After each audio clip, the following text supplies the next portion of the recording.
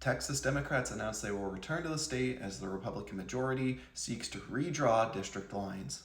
These are your daily tax. The Democrats announced they would return if the Texas Republicans ended a special session of their legislature. They also said that in tandem to Texas redrawing its own maps, California would look to redo theirs. If the Dems don't return to Texas by today, the special session will end and Governor Greg Abbott will declare another one. This redistricting effort comes at the behest of President Donald Trump, who looks to add 5 more seats in their favor ahead of the 2026 midterms.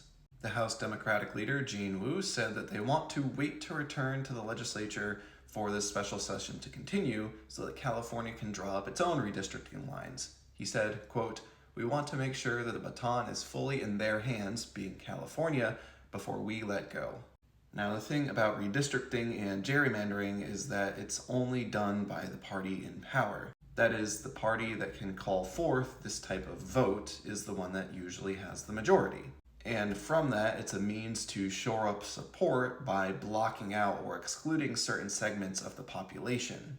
But considering that the House only has 435 seats to allocate, this is an important measure. Because right now, it is a slim majority between the Republican control and Democratic hopefulness. As it stands, there are 219 Republican seats to the Democrats' 212, with 4 vacancies. 5 seats either way could swing the balance of power unilaterally.